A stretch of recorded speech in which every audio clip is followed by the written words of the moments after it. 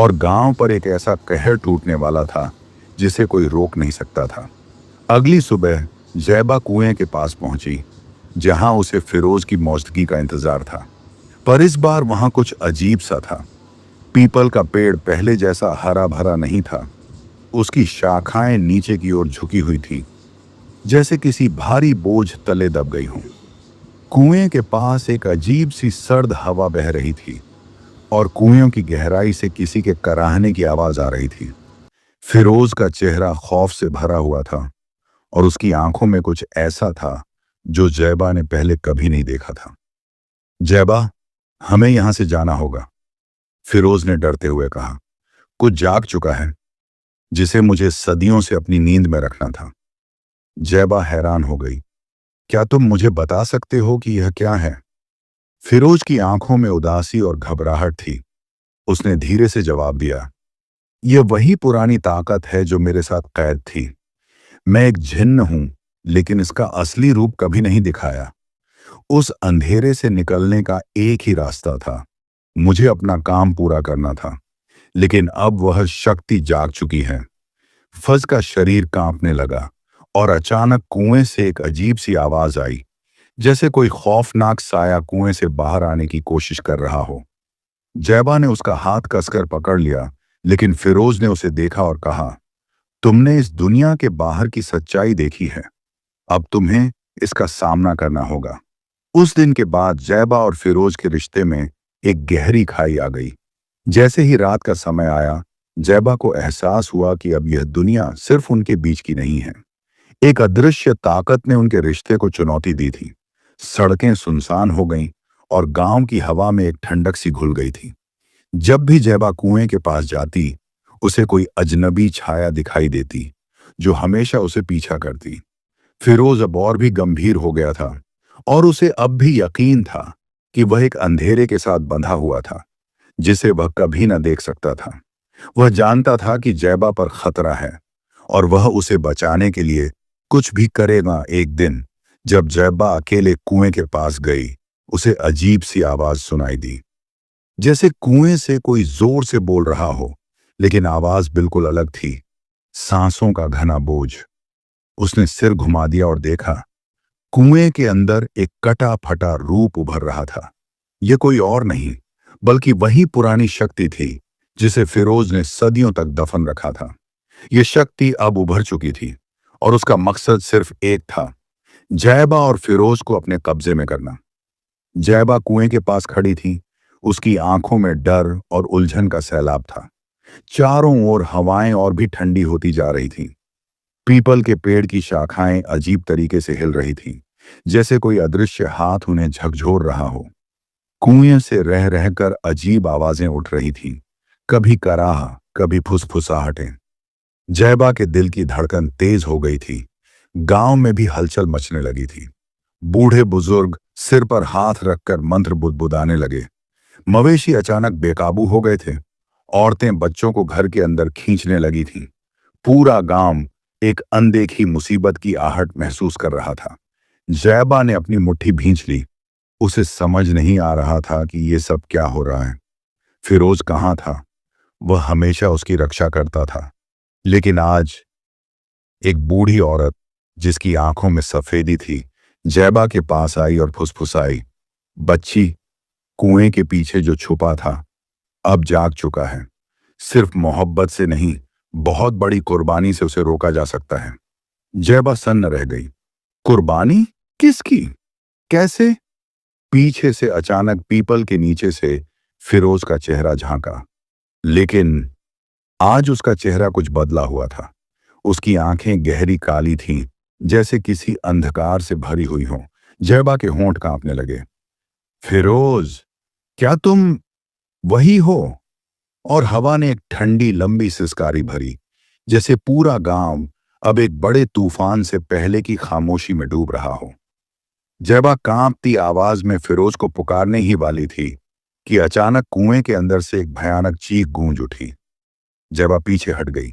कुएं से घना काला धुआं उठा और उसी धुएं के बीच से निकली एक डरावनी आकृति, एक राक्षसी। उसका चेहरा अजीब तरह से मरोड़ा हुआ था।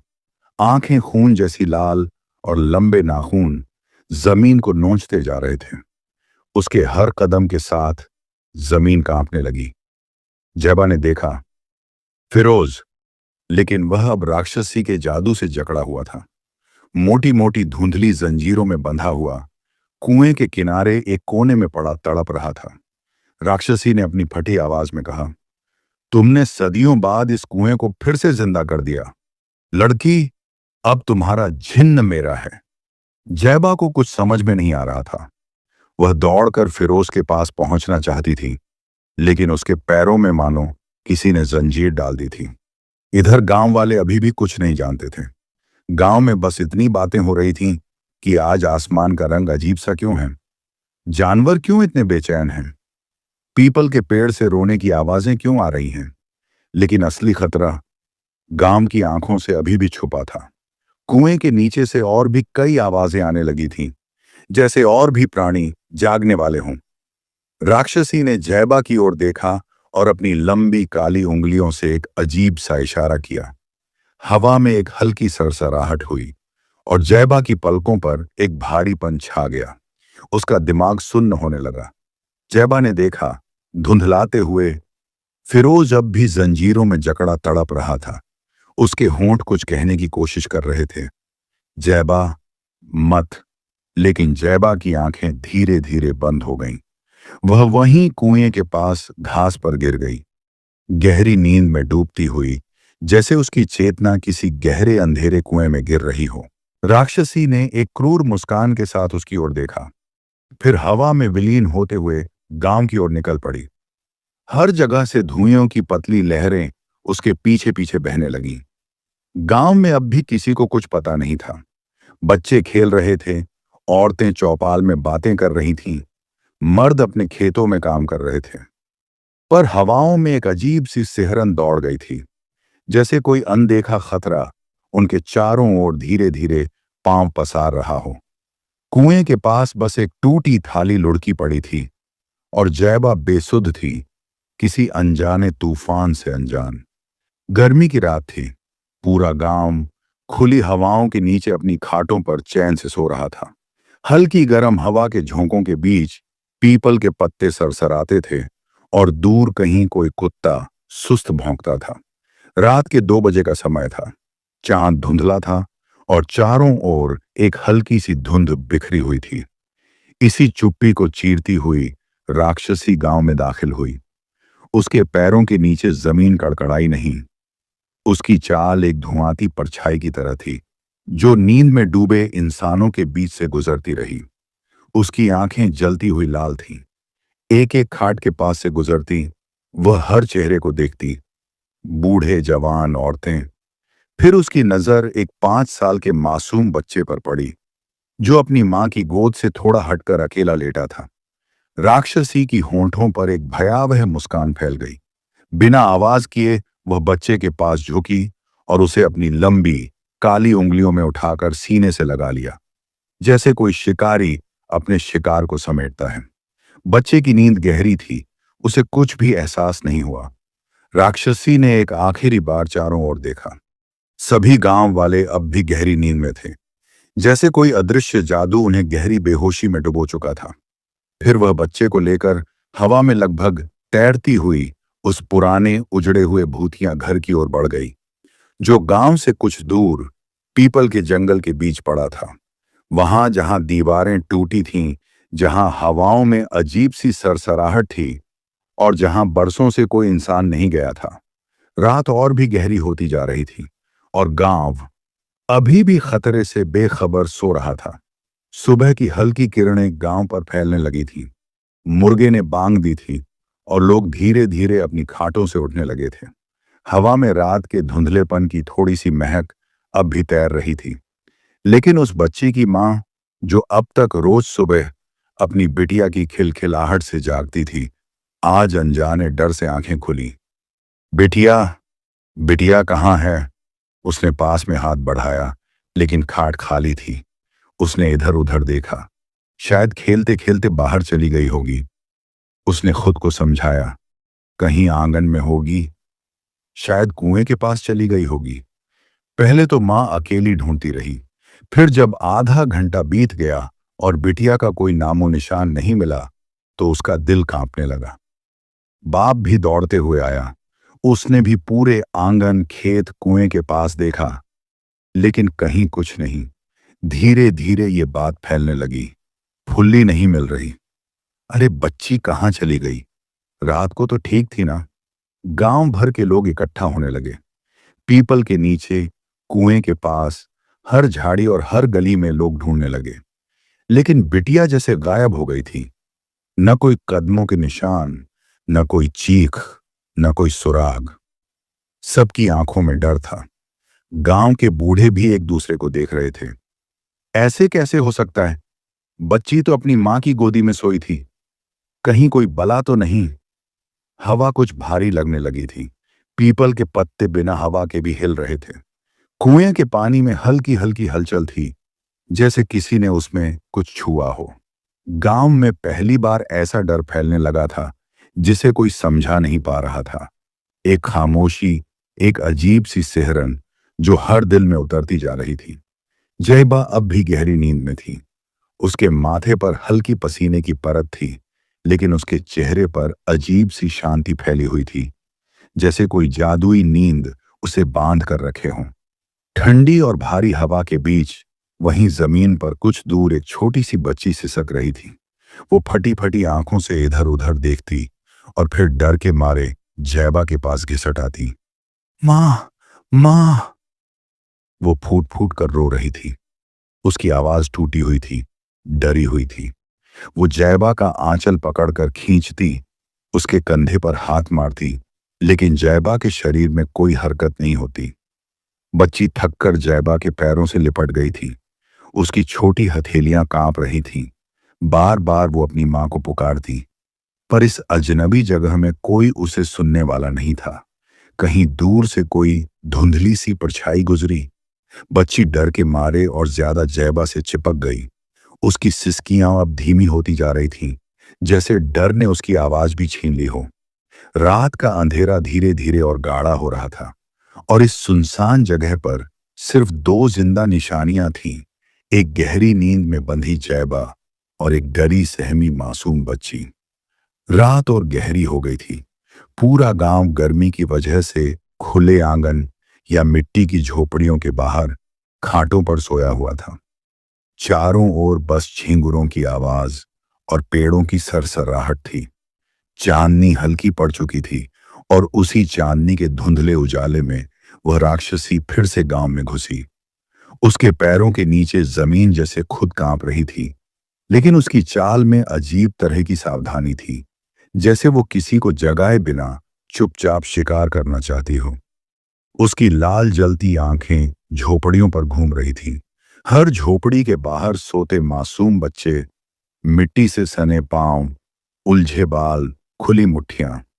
राक्षसी एक पल को रुकी, फिर उसकी नजर एक छोटी बच्ची पर पड़ी, जो एक टूटी खाट पर गहरी नींद में थी। उसके हाथ में एक लकड़ी की गुड़िया थी। धीरे धीरे, बिना आवाज किए, राक्षसी झुकी। उसके लंबे नुकीले हाथों ने बच्ची को उठाया और फिर अंधेरे में ऐसे घुल गई जैसे वो कभी थी ही नहीं। गांव का हर कोना अब भी नींद में डूबा था। किसी को कुछ पता नहीं चला। सिर्फ हवा में एक पल के लिए एक अजीब सी गांव के मुर्गे ने बांग दी, और सूरज की पहली हल्की किरणें झोपड़ियों पर पड़ी। लोग उठने लगे। कोई कुएं पर पानी भरने गया, कोई अपने जानवरों को देखने। तभी एक औरत की आवाज गूंज उठी, घबराई, टूटी हुई आवाज। मेरा बच्चा, मेरी बच्ची कहीं मिल नहीं रही है। लोग दौड़कर उसके पास आए। वह झोपड़ी के बाहर खाट के पास खड़ी थी, जहां पिछली रात उसकी 5 साल की बच्ची सोई थी। अब वहां बस एक टूटी गुड़िया पड़ी थी। भीड़ बढ़ने लगी। पहले दिन जो बच्ची गायब हुई थी, उसकी मां भी दौड़ी आई। अब 2 बच्चियां गायब थीं, और दोनों एक ही तरह से, रात में चुपचाप। गांव में हलचल मच गई। लोगों की आंखों में डर साफ था, और माथे पर चिंता की लकीरें गहराती जा रही थीं। कोई कुछ समझ नहीं पा रहा था। क्या ये कोई जंगली जानवर है, या कोई बदला लेने आया है, या फिर कुछ और? किसी के पास जवाब नहीं था। और सबसे डरावनी बात यह थी कि जैबा अब तक नहीं जगी थी। वो अब भी गहरी नींद में थी, जैसे किसी जादू की पकड़ में हो। और उस पुराने वीरान घर के एक कोने में दो छोटी बच्चियां धीरे धीरे रो रही थीं। गांव में बेचैनी बढ़ती जा रही थी। दिन भर लोग जंगल, नदी किनारे, खेतों में बच्चियों को खोजते रहे, लेकिन कोई सुराग नहीं मिला। शाम हुई, फिर रात। इस बार गांव के कुछ बहादुर जवानों और बूढ़े बुजुर्गों ने तय किया कि वे रात भर पहरा देंगे। हर गली के मोड़ पर, कुएं के पास, पीपल के नीचे, सब जगह लोग मशालें लेकर बैठे थे। रात का दूसरा पहर था। चांदनी फीकी पड़ चुकी थी। हवा में अजीब सी सिहरन थी। तभी एक बूढ़ा आदमी जो पीपल के पेड़ के नीचे बैठा था, उसने देखा एक छाया, बहुत बड़ी और डरावनी, धीरे धीरे एक झोपड़ी के पास गई। फिर उसने देखा कि वही परछाई झोपड़ी से एक बच्ची को उठा रही थी। बूढ़े की आंखें डर से फैल गईं। उसके हाथ कांपने लगे। उसने कुछ बोलने की कोशिश की, पर आवाज गले में ही अटक गई। वो बस देखता रह गया, बेबस, जड़। सुबह हुई। जैसे ही सूरज निकला, बूढ़ा हांफता हुआ गांव के चौपाल पर पहुंचा। सब लोग इकट्ठा हो चुके थे और सबके चेहरे पर चिंता साफ थी। बूढ़ा कांपती आवाज में बोला, मैंने अपनी आंखों से देखा है। कोई परछाई आई थी, बड़ी और डरावनी। हमारे गांव पर किसी का साया पड़ गया है। ये इंसान का काम नहीं है। गांव में सन्नाटा छा गया।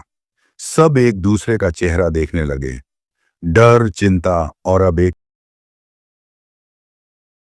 का था। गांव की चौपाल पर सन्नाटा पसरा हुआ था। हर आंख में डर, हर दिल में सवाल। अब क्या करें? बचियां कहां जा रही हैं? क्या वो जिंदा हैं भी? कहीं कोई टोना टोटका तो नहीं हो रहा? गांव की औरतें एक दूसरे से लिपटकर रो रही थीं। मर्द चिंता में सिर झुकाए बैठे थे। कुछ ने कहा, शहर जाकर पुलिस बुलाओ।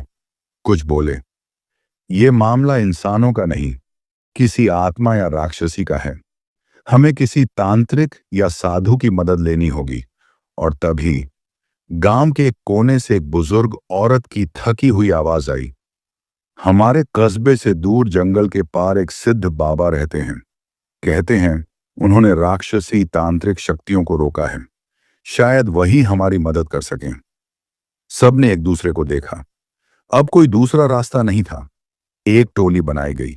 गांव के 3 नौजवान, एक बुजुर्ग और 2 औरतें अगले दिन उस बाबा के पास जाने को तैयार हुए। और उस रात एक और बच्ची गायब हो गई। 2 दिन की कठिन यात्रा के बाद टोली जंगलों को पार करती हुई उस रहस्यमयी गुफा तक पहुंची। गुफा के आसपास अजीब सी शांति थी। न कोई पत्ता हिलता था, न कोई आवाज। गुफा के द्वार पर एक बूढ़ा साधु धूनी रमाए बैठा था।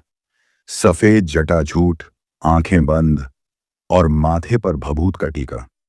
जैसे ही टोली ने बाबा को देखा, उनमें से एक औरत, जिसकी बच्ची गायब हुई थी, रोती हुई बाबा के पैरों में गिर पड़ी। बाबा, मेरी बच्ची, उसे बचा लो बाबा। वह कहीं चली गई है, हमें नहीं मिल रही। कोई राक्षसी उठा ले गई है। बाबा ने धीरे से अपनी आंखें खोली। उनकी आंखों में अजीब सी चमक थी, जैसे वो उस दुनिया को भी देख सकते थे जो आम लोगों की नजरों से छुपी है। बाबा ने गंभीर स्वर में कहा, शांत हो जाओ और मुझे सब विस्तार से बताओ। गांव वाले कांपती आवाज में सारी बातें बताने लगे। कुएं का झिन्न, जैबा, बच्चियों का गायब होना, रात का सन्नाटा, राक्षसी का आना। बाबा सब कुछ ध्यान से सुनते रहे। उनके माथे पर चिंता की रेखाएं गहरी होती जा रही थीं। फिर बाबा ने गुफा के भीतर से एक पुरानी लकड़ी की माला निकाली और आंखें बंद कर कुछ बड़बड़ाने लगे। ये साधारण राक्षसी नहीं है, बाबा बोले। ये किसी पुराने श्राप से जुड़ी है, जिसे अब समय से पहले जगाया गया है। और उसे रोका नहीं गया तो पूरा गांव खतरे में पड़ जाएगा। गांव वाले सिहर उठे। बाबा ने गहरी सांस ली और कहा, तैयार रहो। अब जो होगा उसमें तुम्हारी हिम्मत की भी परीक्षा होगी। बाबा ने सारी बात जानने के बाद फैसला किया कि अब गांव में जाकर खुद सुरक्षा का घेरा बनाना पड़ेगा। वो अपने कमंडल और माला के साथ धीरे धीरे गांव की ओर चल पड़े। गांव पहुंचते ही बाबा ने सबसे पहले एक लंबी लकड़ी ली और उसके सिरे पर सिंदूर, भभूत और गंगा जल लगाया। फिर चारों दिशाओं में घूम घूम कर मंत्र पढ़ते हुए उस लकड़ी से धरती पर चिन्ह बनाने लगे। एयुएम क्षिप्रम नश्य नश्य सर्वदोष निवारणाय स्वाहा। उनके मंत्रों की गूंज से वातावरण भारी हो गया था। गांव वालों को भी बाबा ने हिदायत दी, जब तक मैं साधना में रहूं, कोई भी इस घेरे के बाहर कदम मत रखना, न रोना न डरना, वरना राक्षसी का ध्यान भटक जाएगा। धीरे धीरे बाबा ने पूरे गांव के चारों ओर एक अदृश्य सुरक्षा घेरा बना दिया था। हवा में हल्की सी चिंगारी और जलते हुए दीपकों की महक फैल गई थी। रात होते ही बाबा ने गांव के बीचों बीच एक चक्र बनाया। उसके भीतर बैठकर गहरी साधना में डूब गए। उनकी आंखें बंद थीं, होंठ धीरे धीरे मंत्र बुदबुदा रहे थे और शरीर से हल्की हल्की रोशनी निकल रही थी। गांव वाले दूर से सांस रोके देख रहे थे। सब जानते थे अब उनकी आखिरी उम्मीद सिर्फ बाबा ही थे। लेकिन राक्षसी भी चुप नहीं बैठी थी। उसकी काली परछाई जंगल के पीछे मंडरा रही थी और उसकी नजर अब सिर्फ बच्चियों पर नहीं थी। राक्षसी को बाबा की साधना का आभास हो चुका था। वो जान गई थी कि अगर ये साधना पूरी हो गई तो उसका गांव पर किया सारा काला जादू टूट जाएगा। इसलिए उसने तय कर लिया, साधना को हर हाल में तोड़ना है। रात गहरी हो चुकी थी। चारों तरफ घना अंधेरा और एक डरावनी निस्तब्धता फैल गई थी। गांव के लोग सुरक्षा घेरे में छुपे थे, लेकिन बच्चों का ध्यान रखना कठिन था। धीरे धीरे, बिना आवाज किए, राक्षसी ने अपनी लंबी काली परछाई बिछाई। उसने अपनी जादुई शक्ति से बच्चों के मन में मीठे सपने डाले, जिससे वो गहरी नींद में चले जाएं। फिर एक एक करके वह सारे बच्चों को अपनी भूतिया ताकत से हवा में उठाकर घसीटने लगी। किसी को भनक तक नहीं लगी। देखते ही देखते गांव की सारी बच्चियां गायब हो चुकी थीं।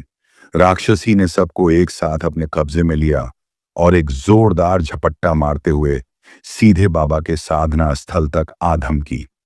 बाबा ध्यान में डूबे थे, लेकिन जैसे ही बच्चों के कराहने और सिसकने की आवाजें आईं, साधना मंडल के चारों ओर कंपन होने लगा। राक्षसी जोर से चिल्लाई। उसकी आवाज बिजली जैसी गड़गड़ाई। बाबा, अगर अपनी साधना पूरी करनी है तो अपनी आंखें खोलो। देखो, तुम्हारी छत्र छाया में क्या हो रहा है। बच्चियां डरी हुई, कांपती हुई बाबा के सामने रखी थीं। गांव वाले दूर से घबराकर देख रहे थे, लेकिन घेरा पार नहीं कर सकते थे। बाबा का चेहरा गंभीर हो गया, मगर उन्होंने अपनी आंखें नहीं खोली। उनके होंठ लगातार मंत्र पढ़ रहे थे, जैसे हर शब्द एक नई दीवार बना रहा हो, एक नई रक्षा तैयार कर रहा हो। राक्षसी झुंझला उठी। उसने बच्चों को झकझोर कर बाबा का ध्यान भटकाने की कोशिश की, लेकिन बाबा की साधना और तेज होती गई। उसके चारों तरफ नीली लौ जलने लगी थी। राक्षसी अब और ज्यादा क्रूर चाल सोचने लगी थी, लेकिन बाबा भी भीतर से एक बहुत बड़ा रहस्य छुपाए हुए थे, जो वक्त आने पर ही सामने आएगा। बाबा का मंत्र अब आग बन चुका था। साधना के घेरे से नीली और सुनहरी लपटें उठने लगीं। राक्षसी, जो बच्चों को सामने रखकर बाबा को डराना चाहती थी, खुद इन लपटों के सामने कांपने लगी। उसका चेहरा विकृत हो गया। उसकी भयानक आंखें जलने लगीं। वह बाबा पर झपटने की कोशिश कर रही थी, मगर जैसे ही वह सुरक्षा घेरे को छूती, जल उठती थी। बाबा ने अपनी माला उठाई और जोर से मंत्र पढ़ा। मंत्र का प्रभाव इतना तेज था कि राक्षसी जमीन पर गिर पड़ी। उसकी चीख दूर दूर तक सुनाई देने लगी। राक्षसी छटपटाती हुई चिल्लाई, मैं हार नहीं मानी हूं बाबा, ये सिर्फ एक हार है, अंत नहीं। मैं फिर लौटूंगी, और इस बार ज्यादा भयानक होकर। इतना कहकर वह एक धुएं के गुबार में गायब हो गई। जैसे ही राक्षसी गायब हुई, अचानक चारों तरफ बिखरी हुई बच्चियां एक एक करके उठने लगीं। सबकी आंखें धीरे धीरे खुलने लगीं। सब एक दूसरे को देखकर रोने और गले मिलने लगीं। गांव में फिर से रोशनी और उम्मीद फैलने लगी थी। लेकिन तभी एक मां ने घबराकर कहा, जैबा, मेरी जैबा कहाँ है? चारों ओर खोज शुरू हो गई। हर बच्ची वापस आ चुकी थी, बस जैबा कहीं नहीं थी। बाबा ने गहरी सांस ली। उनकी आंखों में चिंता थी, लेकिन वो चुप थे। गांव पर आई मुसीबत भले टल गई हो, लेकिन कहानी अभी खत्म नहीं हुई।